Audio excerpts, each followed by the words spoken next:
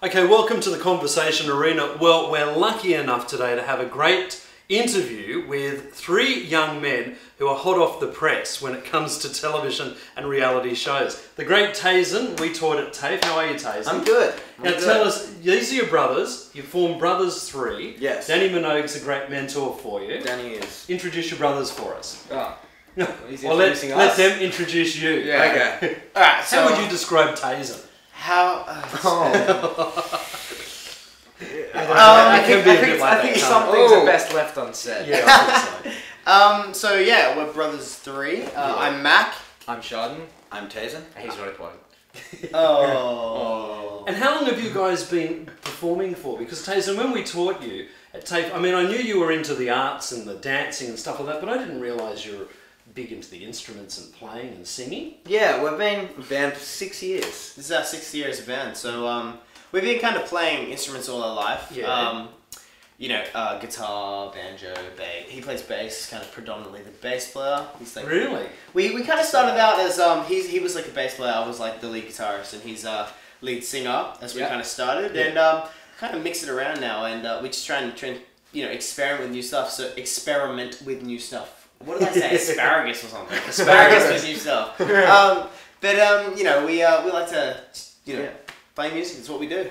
Now, I want to take you into the world that we're sitting in here. This is your home, and it's a very eclectic house, and it's got lots of artifacts and interesting things. And Tazen, you were telling me a long time ago about your dad, and his influence on your life. So, Mum and Dad obviously had a big influence in this artistic ability that you've got. Yeah. So Mum and Dad had a variety act, and they toured Australia back in the day, 300 years ago. Was that the 70s? I don't actually know when, but they did tour Australia. It would have been 70s. It would have been ages ago. Yeah. Would have been in the 1800s. In the 1800s. And that's where we kind of get our musical passion from. Yeah. We saw them doing it. We watched them on stage, and we love it. So you grew up watching this happen? Exactly. We grew up watching our parents perform, and that's what made us want to perform. Yeah. So you fast forward into the world that you're in now, and the auditions happened for X Factor. So what did you say to Mum? We want to audition for this? Actually, we said we didn't want to audition. Yeah, it was actually a vote, a democratic vote. Really? We sat in a circle and we said, "Who wants to do X Factor?" All in favour of X Factor, say aye. Not really, but yeah. We just kind of said, Shard and I think our stepdad said we did want to do it, because it couldn't hurt us, and there was only good things to come. Sure. Tazen and Mum both said no because they were a bit scared, but we neglected. I wasn't scared. I just hated reality TV. In all honesty. But we just revoked his claim anyway. Neglected his opinion. Yeah. Were you really scared of what would come of it? Or no, I just hated reality TV. Yeah. I thought, in all honesty, it was rigged, but we found out it wasn't. Yeah. First hand, we can guarantee it. So tell me, what is the process like? So you've made the decision to go on it. So now what do? You put in an audition, or so what happened? Let's fast track the entire thing. Fast track. So what happened was, you audition. We did that in Sydney. We auditioned with this song. I can't even remember what the song was, but we did that song in front of one dude who sits at a desk, really scarily. Massachusetts. Oh no, I don't think we did Massachusetts. It was to that dude. Oh really? To the first one where we got to the executives. Yeah. And then with the executives, I think it was Words by Grandmaster the the Bed. And we did a John Denver song. That's it. Because they asked, "Do you have any other modern stuff?" and we did it. We did that. It's not modern. It was funny, but so yeah, we did those 2 auditions, and then we got the email saying go through the lives. Wow. So then the very first auditions come on. That's really freaky. And now backstage, are you really scared at this point? Are you we starting weren't. to get nervous? I was. Oh, you were. I was sitting there like he was eating sausage rolls. Oh yeah, he was eating sausage. Just sitting backstage eating food. Yeah. And I couldn't eat. I couldn't think of eating. I was like the most nervous because I was thinking about if we went on stage and stuffed up. Could you imagine walking in public again? Because everyone I know watches that show. Yeah, I know. So it would be. I know it's a big show. Yeah. So you finally go up there on stage, and you've got all these people sitting out in the audience, and you probably get a taste of what it's like for the likes of Danny Minogue and people like that. And what goes through your mind when you're standing on stage? Do you suddenly black out to those people? Your mind goes like blank. Yeah. You don't remember anything. You don't think. that's why practice is so important in preparation for these things. Yeah, sure. Because you need to get things into your muscle memory. You know, you have to remember things by not thinking about them, just doing them. So and your mind just goes blank. And all I remember about that audition was you were shaking. Like my knees. I came off. My knees were like. I don't remember the actual audition. What did Mum say to you beforehand? Was she backstage? I think she said, "Don't stuff up." Thanks, Mum. Thanks, Mum. Yeah. Because she's obviously a big influence in your band's success. So does she critique you as well? Oh, all the time. Critique. All the time. I think our number one critique is Mum. Yeah. And you know how everyone says your worst enemy is yourself? Yeah. Our worst enemy is Mum in that case. She's really Well, Mum worked in the media too, Yeah, exactly. so she knows what the pitfalls are. Yeah. She knows what to do, and she's very smart, and she does everything for us, you know, from being a mum to, you know, just being a director. Yes. So she's amazing. Well, I remember the first night you went out on stage, and I was watching at home, and a few of the TAFE teachers and I were chatting, and I said, "Can you believe Tazen is on national TV?" Like, only a few months ago, we were in the classroom talking about how to play radio. And then I thought to myself, I remember that conversation we had one day, you and I, about your dad and what he did as a magician and all that stuff. And I was sitting there thinking, if your dad was in that audience, which I reckon he was, he would have been so proud of you three to see you walk out on stage. 100%. He would have been amazed. What do you think he would have said to you? He would have, I don't think He probably would have done a trick for you. Probably would have cried. I don't know. Yeah. He would have been so proud. Because when the three of you start to sing, something changes. And I noticed in the audiences, as you've got more and more momentum, you have really brought back into the world of music that folk era, that you've made it a really cool take on it. And everybody's talking about it again. You know, we all thought that music had sort of passed away, but you've brought it back. What's it been like to be so young, playing all that old stuff with a young audience that's following you?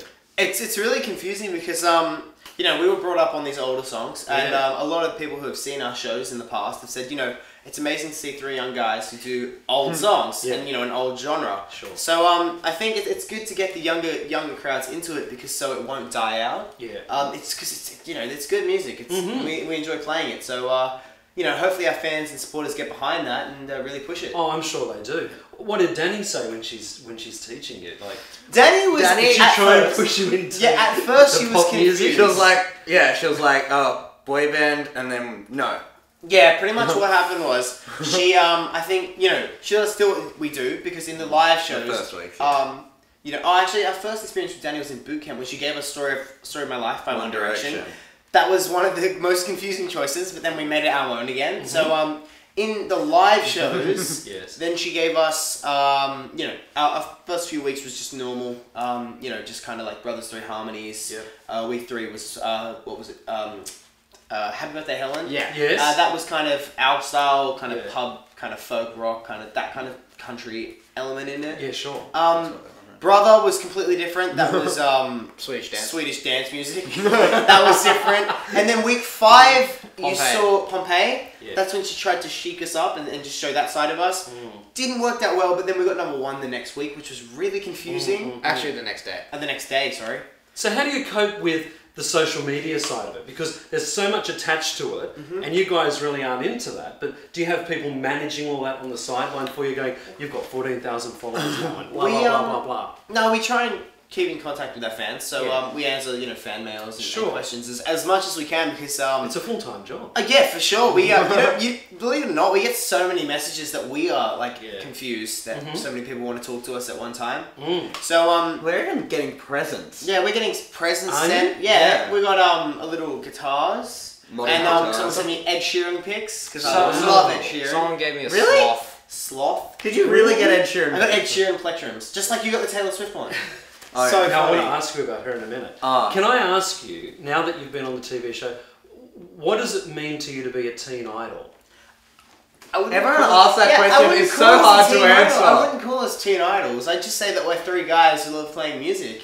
And, you know, this show has just made us known, because, you know, people, like, we've been doing what we do for 6 years now. It's not like you just walked into it. Yeah, exactly. It's not like we just, you know, immediately became, I don't know, like, just there, you know, just up there. Yeah. And you know, we're just three guys that love music. So I wouldn't call us teen idols. We're just, you know, us. Yeah. He's still Tazen. How about yourself? What do you think about being a teen idol? I'd say exactly the same thing. Yeah. I wouldn't classify us under that. I just classify us as Brothers we've always three. been. Brothers three. We've always been Brothers This Three. is Tazen. This is Sharden. You know, they're always. Do you think in the success and the heat of the moment, in the back of your mind, I know you all study and you're doing degrees. Do you think if this isn't a long-term thing, my backup plan is I'm still going to do my uni degrees? Yeah, the issue is our backup plans are performing arts. Exactly. We can only do performing arts. You know, Sharden's done musicals. He was in. Otherwise, Max is just gonna have to work at Macca's. Yeah, you're gonna have to work at Macca's. But you know, we've done musicals and acting jobs, and Sharden did The Boy from Oz with Hugh Jackman. Okay. So that was a bit different, you know. Back in the day. And it was, you know, it's, you know, all we do is music and you know, performing. Yeah. So it's completely different. And if we don't make it, we're kind of stuffed because we have nothing else. We can't fall back on anything. So growing up, you were really encouraged to really get into this whole world. So you grew up living this every single day of your life. And there were points where I didn't like it, you know. There were points where music. I hated practicing because every kid hates practicing. But you got to, you know, that's the only way you're going to become successful. And you know, I was in uni. I turned 14. I was 14, sorry. I auditioned, turned 15 and started the next year. So I was in university at 15 because of, you know, mum and you know, pushing music and making sure that we practice and you grow to love it because you get good at it, and you know. So what degree have you been doing? What were you all doing the same? Or Sharden and I are doing a Bachelor of Music at it's called AMPA. Yeah, AMPA. Yep, AMPA. Yeah. And I'm doing a Bachelor of Creative Arts, which is well, animation, we were until we had to defer for the tour. Yeah, for the tour and for you know, X Factor, of course. For X Factor. So you met all these wonderful people on set. Now, one of your idols, Ed Sheeran. Ed Sheeran. And then of course there's Taylor. Yeah. What advice do these people give you? What's it like hanging out with those types? Ed Sheeran was weird. That was the weirdest one. I think the most important one was Ed Sheeran. Ed Sheeran was my favorite, definitely. It was like, it's Ed Sheeran and I just connect. Really? We're meant to be. Is he a deep soul? We're meant to be best friends. Really? It's just meant to happen. He doesn't realize it yet. But we're going to be best friends and we're going to go on a tour and it's going to be called the McSheeran Tour. The McSheeran Tour. And we're going to be sponsored by Macca's and have a Macca's burger with carrot on it. And what does he like to talk to? Is he? He asked us questions. Yeah, because I was so starstruck and a lot of people don't, because some people will say, you know, you're my star, you're my idol, and it's like, no, Ed Sheeran's an idol, you know, those people. So it's people are confused how we have idols. Sure. But Ed Sheeran is the best person ever. He's so nice. Yeah. He's he's funny. He's nice. He was asking us questions, like his superstar asking us questions. That was the best feeling. Now, do you keep in contact with these guys now that you finished from the show? As in Danny or as in Ed Sheeran? Ed Sheeran, do they still make contact? He didn't give his number out. I didn't get Taylor's number either. Didn't you? I know. What? Come on, what was that? Well, tell me, Taylor Swift. Now, what was she like? You love her. Would you like to explain this? So what happened I was... heard you got a CD personally autographed. Have you got a CD personally autographed by her? I got an autograph on my book. Oh, really? I got given a Taylor Swift book by a friend. Where is the book? It's in my room. Oh, okay. Could you go get it? In a minute. In a minute. We want to see it. It's probably amongst his wardrobe. Yes, wardrobe, yeah. Anyway, so... So what happened was, we went into this, you know, meeting with Taylor Swift, and she came off stage and he was like, "Hi, I'm Tazen." That's all he said the whole time. All he said was, "Hi, I'm Tazen." Actually, he said, no, I said, "I'm Tazen," because... he didn't even say hi. She talked about it She this said, morning. "Hey, how are you?" And he said, "I'm Tazen." And that's it. He didn't say a word after that. I had to do all the talking. He didn't speak. Is there like... Just typical. But she's tall, so we had to look up to him like... Oh my god. She's really tall. Yeah? Yeah, she's really tall. She's very tall. A lot of people have said that she's very hard to work with, if you read a lot of the stuff out there on the net. But I think a lot of it's probably made up. I feel like... I love it. The first thing she did was come off and hug us. So she's amazing to her fans. Can I just say about the press, we experienced this. Yeah. They released an article saying we didn't want to be in the grand final. I said that we didn't deserve to be there, so I was like, oh, that was different. So anyway, now what does Danny mean to you? she's like a younger, hotter mum. Yeah. Whoa! Yeah, she's kind of like a big sister in a way. Yeah. She's really nice. Like amazing to work with, absolute honour to work with, and she's just a great person. She knows her music really well, but just and a very honest mentor. A very honest mentor. Like that time she gave us acne wash. Oh yeah. And teeth whitening. Yep. Really? Gave Taser and Sharon an acne wash. No, and you. Obviously, you were involved in this. So I want to ask you, like, does grooming come into the whole thing? Do they really sit down and say you've got to stylize yourself? The hair and makeup. You don't style yourself. You have a hair and makeup team. Yeah. They do it and they were amazing. Yeah. Like, especially with the girls. Like, you look at Melissa and Regan, you look at their makeup and it was like amazing. Like an example was Bang Bang. Yeah. That Regan did. Yeah. Her makeup was so cool, and the wardrobe, she had the big feathery thing. Like, you have a hair and makeup and wardrobe team. Yeah. And, they do everything for you. So you do nothing. You just get spoiled. You just get spoiled. So now you've got a tour coming up. Yes. Yeah. What's happening there? Where are you going to go? I think the starts in December. Yeah, it starts in December 20th. Just before Christmas. It's all the Christmas week, except we're not doing Christmas Eve, Christmas or. So where are you going? So we're in Sydney. Yeah. It starts in Sydney, and if you look on our Facebook or you'll definitely get the dates. It's on the website now. It's on the website now. 20. I think it starts 20th.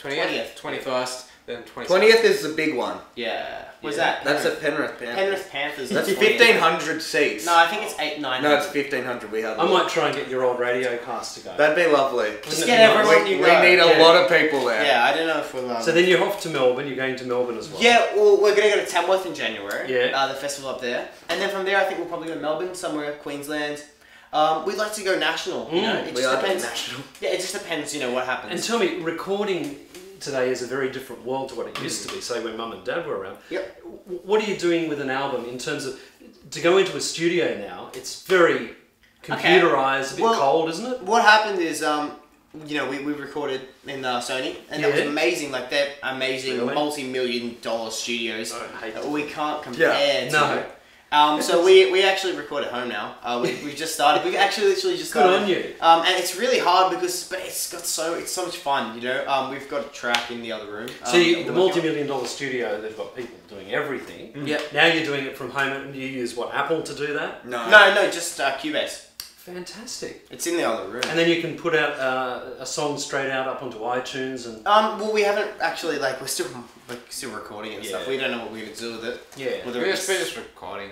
We're just recording it, and even if it doesn't come to anything, it's really fun, and it's in the studio right now. And before you were here, that's what we were practicing for. We were just making stuff. Fantastic. I'm going to ask whether you might be able to play a couple of bars of your song. That's recording. Yeah, the one that everybody's talking about. Which one's this? The one that you released from the show. The lucky ones. Yeah, we've got that. That's on the other. And I wanted to ask you one final question. Home to you. What does this house mean for you? Okay, so a lot of people, on X Factor, they said that we were, from Mudgee. Yeah. So we do actually have two places that a lot of people don't know, because I think they focus on, where the music comes from. Yeah. Because we do all our writing, most of our rehearsing, everything at the farm. And that's where, we really, our heart and soul's kind of place in music is at the farm. I thought you made that up when you said Mudgee. No. My mum and dad have got a farm at Hill End. Oh, really? Oh, yeah. We're about. We tried to get gold at Hill End. It didn't work. It didn't work. Doesn't work. They're now getting diamonds. We ended up buying gold. Remember that? So you do all your writing out there. Yeah, and but this is also our musical house too. As you can see, you look around, it's just old stuff everywhere. Musical. Does Mum sing with you? Yeah, Mum actually has gotten up on gigs and sung. We kind of force her to sometimes. I hope you're going to do that at Penrith. Oh, we will. We don't know. Maybe. It depends if she'll get up in front of a big crowd. She'll get up. We want her to. What's the best advice your mums gave you about this whole world of getting into the world of music? Don't get an ego. And just don't stuff up. Don't get an ego. Don't get an ego. Oh, well, we're never going to get egos because we're such idiots. It's true. In X Factor, we were just known.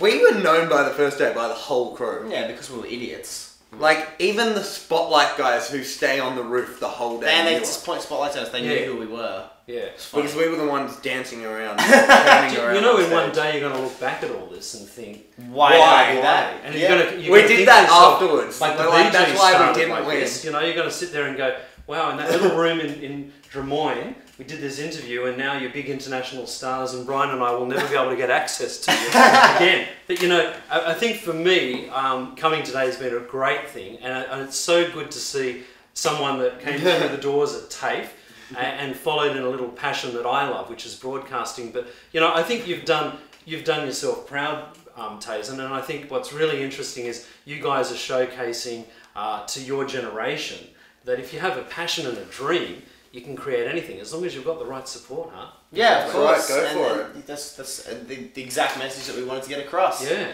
How about we sing the song? What song? Well, you can sing the song. We'll record it. The Lucky Ones. The Lucky Ones, the whole song? Oh, just a bit of it. Okay. So it's gonna go, the skies have we are the lucky ones. And then we are the lucky ones. Straight after the first chorus in. We are the lucky ones. Straight into that, okay? Alright, just working out what we're doing. That's alright. Alright, ready? Oh, let's go. I'll play that. 1 second. I'll play it. Just play Chucks. Because he's playing that. Play it. Alright, ready? No, I'll play that. Jason. Play. So One. just play C's. Yeah, he plays that. 1, 2, 3, 4. So many crossroads I can't ignore. Can't turn my world into a perfect storm. But I know my heart's gonna take me home.